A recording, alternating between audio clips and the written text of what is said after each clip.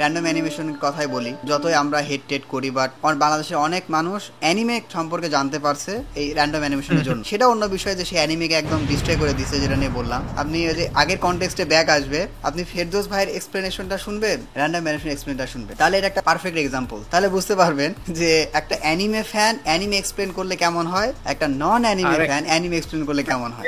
Best example, এটা best example ছিল, best example. বর্তমানে এক্সপ্লেইন এত চলতে আছে, আমি কি বলবো আর, এটা তাই না, খারাপ ভাবে দেখবো না পজিটিভ ভাবে দেখবো। এখানে অনেক মানুষ পজিটিভ ভাবে আমি নেই, কিন্তু ভাই আমার সমস্যা কি জানেন, অ্যানিমে এক্সপ্লেন তারা করুক যারা অ্যানিমেটা দেখছে। ও বুঝছি, যেমন আমাদের ফেরদৌস ভাই অ্যানিমে ফ্যান, সে বুঝবে, ইমোশনটা বুঝবে, হ্যাঁ জানে যে কিভাবে অডিয়েন্সকে আমি গল্প বললে অডিয়েন্স বুঝতে পারবে। কিন্তু যে ভাই নতুন অ্যানিমে ফ্যান, সে অ্যানিমে এরকম দেখে নাই, জাস্ট ভিউজ এর জন্য একটা অ্যানিমে এক্সপ্লেন করছে। আমি জানি অনেক র্যান্ডম গাই আছে, ঠিক আছে, যারা অ্যানিমে ফ্যান না, বাট তারা র্যান্ডমলি অনেক অ্যানিমেকে ধরে এবং ধরে ধরে এক্সপ্লেন করে ভিউজ এর জন্য। হ্যাঁ, খুব বানাইতেছে আজকাল তো, এটা ভুড়ি ভুড়ি ঘরে ঘরে।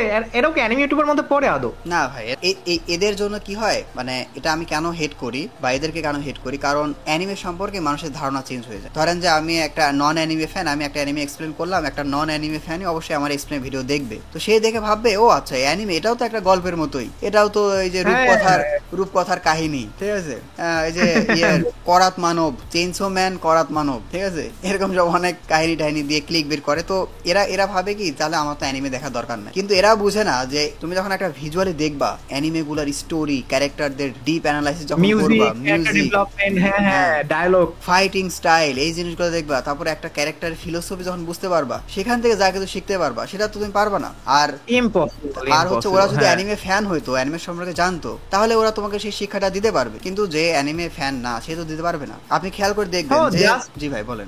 আমি ওই স্টোরিতে ম্যাক্সিমাম কি করে, জাস্ট কোর স্টোরি এক্সপ্লেন করে। ও এখান থেকে গেছে, এটা কি যে বলছে, বাট এটা কিছু এক্সপ্লেনই করে না। তো ওই লোকটা যে ওই অ্যানিমেটা দেখছে, তো মানে এক্সপ্লেন দেখছে, সে কখনো বুঝবেই না অ্যানিমেটার কোর ভ্যালুয়েশনটা কি। একটা অ্যানিমে বানাতে কত ডেডিকেশন দেয়, মানে স্ক্রিপ্ট রাইটিং, কত কিছু ইম্পর্টেন্স থাকে, মিউজিকটা, ডায়লগ ডেলিভারি, এগুলো কোনো এক্সপ্লেন করতে পারবে না। আর অ্যানিমেটার মানে গুরুত্ব বুঝলো না মেইন জিনিসটা। কিন্তু দেখো শান্ত, আমার যেটা মেইন ভালো লাগে খারাপ লাগে, সেটা হচ্ছে বাঙালি মানুষ না অনেক কিছু বুঝে না আসলে, অনেক ইংলিশ বুঝে না, এটা মানতে হবে। অনেকেই একটা সেক্টর।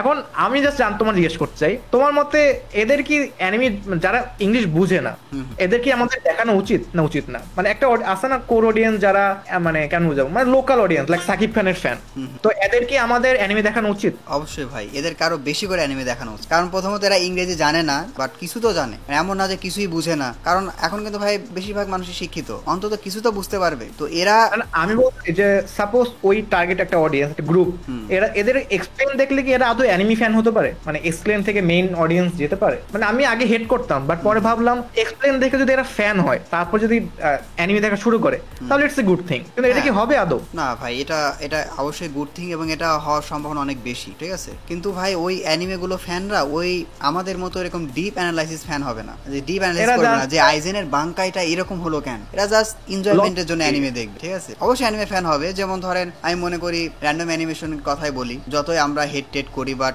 বাংলাদেশের অনেক মানুষ অ্যানিমে সম্পর্কে জানতে পারছে এই র্যান্ডম অ্যানিমেশনের জন্যই, ঠিক আছে। তো ধরেন যে এখান থেকে র্যান্ডম অ্যানিমেশনে সেটা অন্য বিষয় যে সে অ্যানিমেকে একদম ডিস্ট্রয় করে দিচ্ছে, যেটা নিয়ে বললাম। আপনি ওই যে আগের কনটেক্সটে ব্যাক আসবে, আপনি ফেরদৌস ভাইয়ের এক্সপ্লেনেশনটা শুনবেন, র্যান্ডম অ্যানিমেশন এক্সপ্লেনটা শুনবেন, তাহলে এটা একটা পারফেক্ট এক্সাম্পল। তাহলে বুঝতে পারবেন যে একটা অ্যানিমে ফ্যান অ্যানিমে এক্সপ্লেন করলে কেমন হয়, একটা নন অ্যানিমে ফ্যান অ্যানিমে এক্সপ্লেন করলে কেমন হয়। বেস্ট এক্সাম্পল, এটা বেস্ট এক্সাম্পল ছিল, বেস্ট এক্সাম্পল। তো এটাই আর কি। তো এজন্যই আমি আর কি চাই যে ঠিক আছে অ্যানিমে গ্রো হোক, বাট একটু ভালোভাবে হোক। যারা এই এক্সপ্লেনেশন থেকে ফ্যান আসবে, এরা ওই ফিলোসফিটাকে বুঝবে না। এরা বুঝবে না যে নারুতো এত হার্ড ওয়ার্ক করে হোকাগে হইছে, আমিও লাইফে এরকম হার্ড ওয়ার্ক করে চেষ্টা করি। এরা জাস্ট নারুতোকে একটা ক্যারেক্টার হিসেবে দেখ। বাট যারা আমরা ভাই একদম আসলে অ্যানিমে দেখে দেখে ফ্যান হইছি, আমরা ক্যারেক্টারের ডিপে ভিতরে ঢুকে বুঝতে পারছি, রিয়ালাইজ করছি, তা আমরা হয়তো ভাববো যে, যেমন আমি পার্সোনালি ভাবি যে নারুতোকে আমরা কি দেখছি, নারুতো ছিল একটা অসহায় ছেলে যাকে কেউ পাতা টাতা দিত না, সে নিজের হার্ড ওয়ার্ক করে সবাইকে রেসপেক্ট পাইছে, সে হোকাগে হয়ে গেছে। আমি এরকম ভাবে ভাবি যে আমার গোল হলো মিলিয়নার হওয়া, আমি এখন একটা মিডল ক্লাস ফ্যামিলি থেকে বিলং করি, আমিও ফিউচারে হার্ড ওয়ার্ক করে একটা মিলিয়নার হব। এই যে কনসেপ্টটা ভাই, এই কনসেপ্টটা আমি চাই যে অ্যানিমে দেখার সার্থকতা। হ্যাঁ রাইট। আমি নারুতোর ক্ষেত্রে অনেক অ্যানিমেস আমাকে ইন্সপায়ার করে, লাইক ফেরদৌসের আমার একটা ফেভারিট অ্যানিমে আছে, এর নাম হচ্ছে গোল্ডেন বয়।